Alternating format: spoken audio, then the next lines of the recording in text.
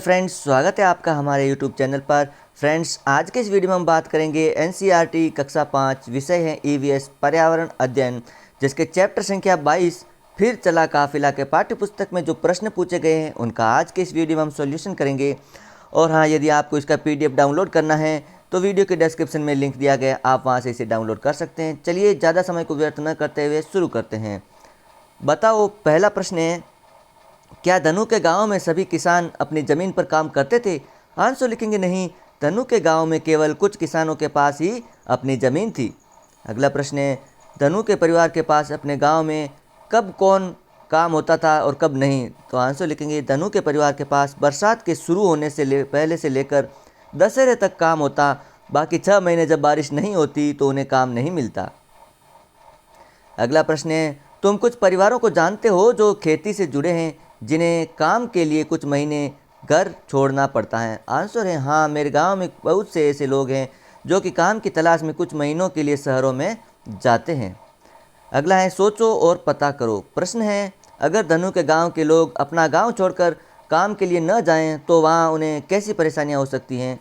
Answer लिखेंगे, यदि धनु के गांव के लोग अपना गांव छोड़कर काम के लिए न जाए तो वहां उन्हें काम नहीं मिलेगा तथा उनकी रोजी रोटी तथा अन्य कामों के लिए पैसे भी नहीं मिलेंगे। अगला प्रश्न है, धनु के गांव में जब बारिश नहीं होती तब खेती भी नहीं हो पाती, क्या बारिश के पानी के बिना भी कोई खेती की जा सकती है? तो आंसर लिखेंगे हाँ, बारिश के बिना भी खेती की जा सकती है। सिंचाई के नए तरीके हैं, जैसे नहर, ट्यूबवेल आदि के द्वारा सिंचाई के लिए आवश्यक पानी लिया जा सकता है। अगला है, सोचो। प्रश्न है, जब धनु का परिवार और गांव के लोग काम के लिए दूसरी जगह जाते हैं तब कुछ लोग गांव में ही रह जाते हैं, ऐसा क्यों होता है? तो आंसर लिखेंगे, कुछ लोगों को गांव में रहने की आवश्यकता है ताकि वे घर और मवेशियों की रक्षा कर सके। उन्हें उन बुजुर्ग लोगों की भी देखभाल करने की ज़रूरत है जो गांव में ही रहना पसंद करते हैं। अगला प्रश्न है, जब धनु और उसके जैसे कई बच्चे 6 महीने तक गांव छोड़कर चले जाते हैं तब गांव के स्कूल में क्या होता होगा? तो आंसर लिखेंगे, उस गांव के स्कूलों में केवल बड़े किसानों के बच्चे ही पढ़ने जाते होंगे।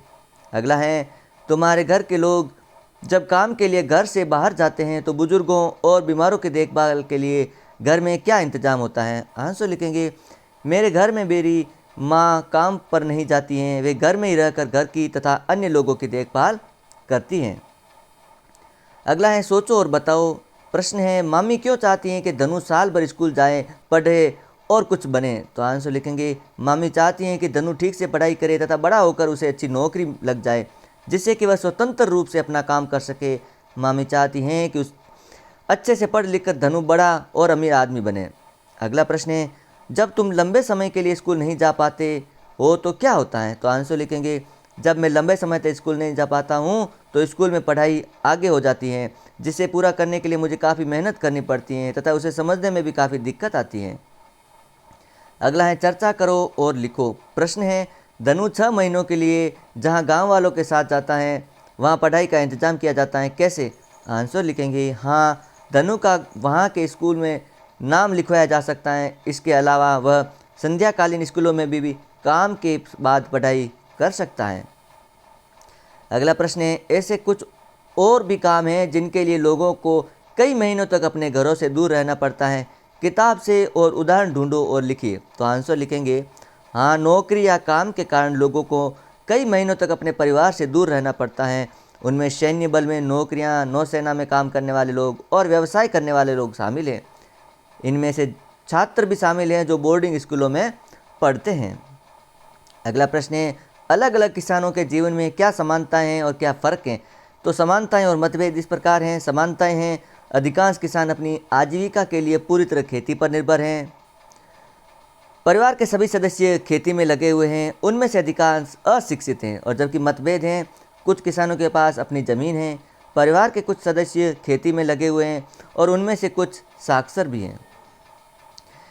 समानता और भी हैं, वे खेती के पुराने और आदिम तरीकों का उपयोग करते हैं। असमानता है, वे खेती के आधुनिक और नए तरीकों का इस्तेमाल करते हैं। तो साथियों, इसी के साथ ये चैप्टर यहीं पर समाप्त होता है। यदि आपको इसका पीडीएफ डाउनलोड करना है तो वीडियो के डिस्क्रिप्शन में लिंक दिया गया है, वहाँ पर आप वेबसाइट पर जाकर के इस पीडीएफ को डाउनलोड कर सकते हैं।